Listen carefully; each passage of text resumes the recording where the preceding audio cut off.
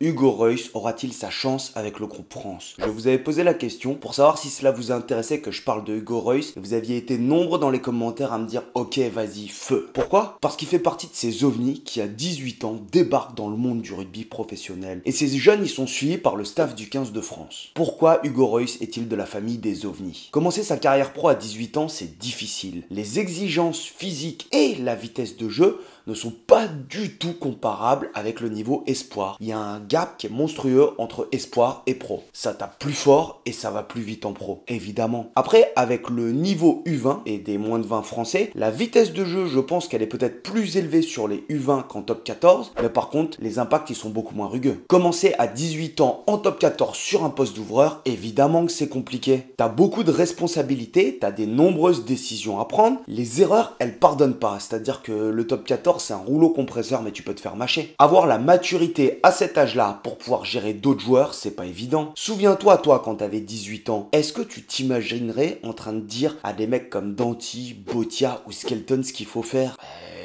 Faut quand même pouvoir le dire ça. Si on prend les 3 ouvreurs que l'équipe de France elle avait choisi pour le mondial, ils ont tous eu la maturité pour commencer à 18 ans en top 14. Antoine Astoy, il a 26 ans, il a 8 ans de boutique derrière lui en top 14. Romain Tamac, il a 24 ans, 7 ans de top 14. Et Mathieu Jalibert a 25 ans, 7 ans de top 14 aussi. En commençant aussi jeune dans le club français qui est double champion d'Europe, on peut se dire qu'il a tout pour faire une grande carrière. Mais on en a tous vu après des petites pépites qui se sont effondrées. Donc attention, step by step. Dans cette vidéo, on va partir à la découverte de ce jeune talent, mais si tu me connais, tu sais qu'il faut lâcher ton petit pouce bleu avant la vidéo, parce que c'est gratuit tout d'abord, et tu penses à t'abonner et mettre la petite cloche pour pas rater les prochaines. Allez, on y va?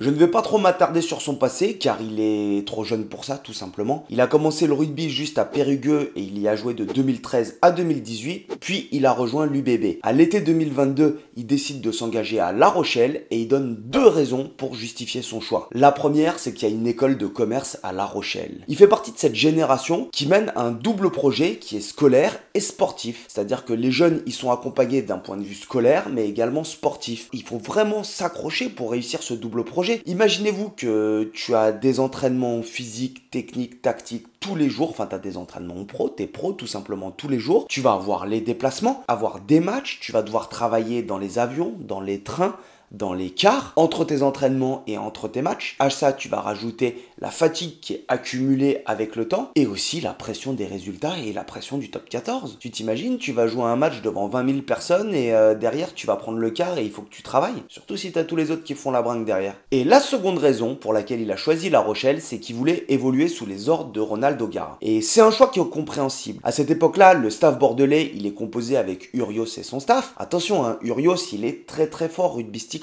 Moi, je fais partie de ceux qui pensent qu'il a énormément apporté dans le jeu de Mathieu Jalibert et notamment dans sa gestion du jeu au pied, des zones du terrain, etc. Moi, je trouve que Mathieu Jalibert, il a franchi vraiment un cap avec Christophe Furios. Mais quand tu joues ouvreur, avoir O'Gara, qui est un monument du rugby irlandais à l'ouverture et qui entraîne les champions d'Europe, honnêtement, ça fait rêver, non? En 2023, il va disputer 3 matchs du tournoi des 6 nations avec la France U20. Il sera remplaçant pour le premier match en Irlande sur lequel il y aura une défaite et titulaire pour les 2 victoires suivantes contre l'Écosse et nos amis anglais. Après, dites-le moi si je me trompe, mais il me semble qu'en U20, il y a quand même pas mal de rotation normalement au niveau des joueurs, surtout pendant le tournoi destination, de manière à pouvoir brasser un maximum de joueurs et ça fait partie aussi de la qualité de cette formation française qui forme des groupes de joueurs et qui accompagne des individus mais qui forme aussi des groupes de joueurs. Fort de ces 3 sélections en U20, il est à peine rentré d'Angleterre qui va connaître sa première feuille de match en pro pour un déplacement à Bordeaux. Il va remplacer Soitoni à la 65e minute et il va inscrire 2 transformations pour une victoire 36-6 de La Rochelle. Il sera aligné sur la feuille de match pour jouer le 8e de finale de Champions Cup face à Gloucester,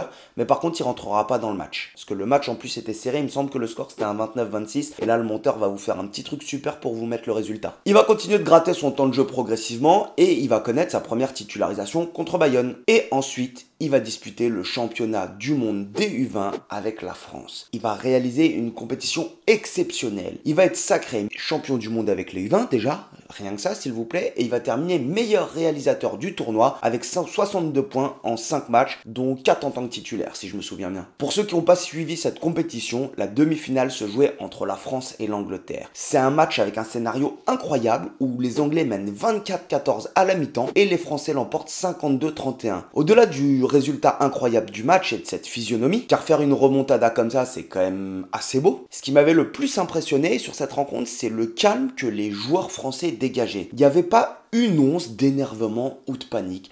Les mecs, ils sont formatés pour le haut niveau, pour gérer leurs émotions, rester pragmatiques et concentrés sur des objectifs précis. Après la rencontre, il me semble que dans une interview, il y a un des joueurs français qui dit qu'ils n'avaient tout simplement pas paniqué, qu'ils savaient ce qu'ils avaient à faire et comment ils voulaient le faire. Et ça montre le niveau de maturité, de gestion du stress et des émotions qu'ont ces jeunes joueurs français. Et il faut surtout pas se dire que c'est naturel, que ça tu l'as naturellement et que les joueurs savent le faire à la base. C'est que derrière, il y a un travail d'accompagnement qui est fait au sein des clubs, de la part des clubs, mais aussi de la part de la fédération et des sélections, sur justement l'émergence de leaders, la gestion des émotions, la gestion du stress. Et en fait, tu te rends compte que tout le travail qui est fait en amont par la fédération pour accompagner ces jeunes joueurs, et ben ça marche énormément. Les joueurs là, les jeunes joueurs français, ils sont rentrés tous dans une matrice de formation qui est excellente avec la fédération. Et je pense que c'est l'une des raisons pour lesquelles on est triple champion du monde en U20. Parce qu'on est triple champion du monde en U20. On a donc un joueur qui d'un point de vue technique, tactique, analytique, physique et mental, il est équipé comme un professionnel. Et en plus il bute, c'est un 10 buteur. Hugo Reus a-t-il une chance d'être appelé par Fabien Galtier et son staff pour disputer le tournoi Destination? C'est une question complexe. Je pense que l'état d'esprit de gagnant dont on a besoin pour pouvoir jouer à ce niveau-là, il l'a. T'es pas champion du monde en U20 si tu l'as pas, tout simplement. Il est donc de la même trempe que les Romain Ntamak et consorts qui sont montés en pro avec cette culture de la gagne. Il n'y a pas de complexe d'infériorité vis-à-vis des autres nations comme on a peut-être pu l'avoir auparavant sur d'autres générations où quand tu jouais les Blacks, t'avais un peu peur. Lui, pour lui, jouer les Blacks, on les a tordus en U20, jouer l'Angleterre, on leur a fait une remontada, on les a tordus. Attention, il y a quand même une différence entre U20 et pro, et international. En fait, pour lui, tout simplement, aller gagner en Angleterre et gagner un titre de champion du monde, ça fait partie de sa culture, de son expérience qu'il a façonnée. Et donc, il a vraiment cette mentalité, on forme des champions en France, c'est ce qu'il faut se dire. Il n'a pas encore été champion du monde, mais je mets une petite pièce pour l'Australie, je parie mes cheveux ou pas? Et dans tous les cas, Fabien Galtier, il est obligé de regarder vers la prochaine Coupe du Monde dans 4 ans. Et si on fait une projection des ouvreurs qu'on a en France pour cette échéance, avec les ouvreurs qui sont déjà dans la boucle, t'as Antoine Astoy qui aura 30 ans, t'as Mathieu Jalibert qui aura 29 ans et Romain Ntamak qui aura 28 ans. En soi, il n'y a aucune raison pour lesquelles il ne pourrait pas participer à cette Coupe du Monde. Plus âgé, plus d'expérience, plus de sélection, en gros c'est génial. Parce que les datas nous disent que... Allez, j'arrête. Mais quand t'entraînes, tu cherches toujours à avoir les meilleurs joueurs. Et en plus, quand t'es sélectionneur, je pense que tu n'as qu'une seule crainte. Passer à côté de la prochaine pépite. T'as 3 disques qui ont l'expérience d'une Coupe du Monde, mais si celui qui arrive, il était meilleur que les 3 précédents. Et ça, pour l'instant, tu peux pas le savoir. Il a pas l'expérience, il a pas gagné de titre encore. Il commence juste à jouer des matchs en pro et il est même pas titulaire à La Rochelle. Il est donc normalement suivi par le staff de l'équipe de France et c'est normal. C'est ce que Fabien Galtier, il a dit en début de semaine. On travaillera sur la partie sélection à partir de mi-décembre, mais ça va ouvrir le vestiaire. On suit aussi les champions du monde U20. Et petite anecdote, durant l'été U20, le staff des Bleus, il s'était entraîné à Sabre et il y a 2 joueurs qui avaient déjà été remarqués. C'était déjà il y a 4 ans quasiment, c'était Baptiste Jeannot et Hugo Reus. Et les minots, ils n'avaient que 16 ans à l'époque. C'est marrant car lorsque nous nous sommes entraînés avec le staff à Sabre dans les Landes, Hugo Reus était avec Baptiste Jeannot à l'époque et c'est 2 joueurs qu'on avait déjà remarqués. Ils ont fait du chemin. Alors évidemment, Baptiste Jeannot et Hugo Reus, ils sont dans le viseur, dans le sniper, dans les lunettes de Fabien Galtier. Maintenant, c'est ce que je disais, Hugo Reus, il est jeune et pour le moment, il n'est pas titulaire à La Rochelle. Il a une concurrence sévère avec Antoine Astoy et Ayaya West. Mais par exemple, pour le déplacement au Racing, O'Gara a décidé de faire basculer Astoy à l'arrière, ce qui a permis normalement, c'est ce qu'il disait dans les commentaires, de faire souffler Brice Dulin.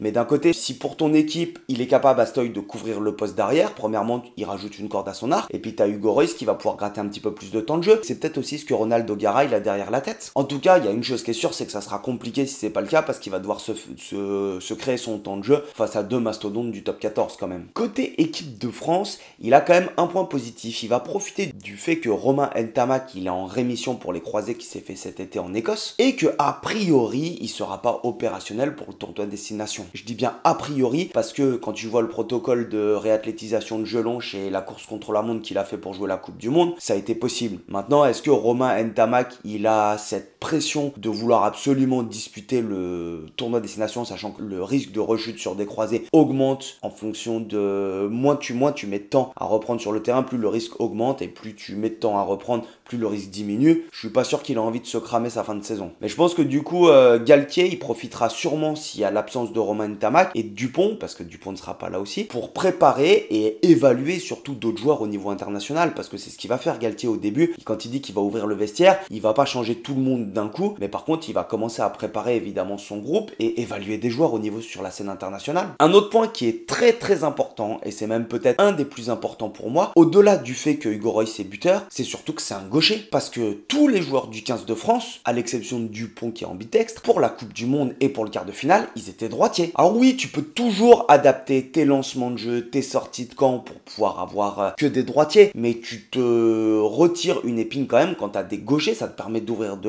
l'angle et en fait d'être plus opérationnel et plus efficace sur le jeu au pied. Après, Hugo Reus, c'est un joueur que j'ai découvert en même temps que tout le monde et que je suis depuis du coup ses premières apparitions à La Rochelle. N'hésite pas à me dire si cette vidéo elle t'a plu dans les commentaires, si ce genre de format te plaît, si tu as des choses à compléter, parce que moi je le découvre aussi et c'est pas toujours évident, mais n'hésite pas à me le dire dans les commentaires si j'ai oublié des choses. Et je me posais aussi la question de faire Jono. Même chose, s'il y a d'autres joueurs, d'autres petites pépites sur lesquelles tu penses qu'il y a la possibilité de réagir, je lis tous vos commentaires, j'essaye de répondre, mais malheureusement je prends pas le temps de répondre à tout le monde parce que ça prend beaucoup de temps, mais par contre je lis tout. Mais dis-moi s'il y a d'autres petites pépites sur lesquelles on peut s'attarder, même si je réponds pas, je le note dans un coin de ma tête. Et puis on se revoit au Clubhouse du 15 de l'air. Allez, topette!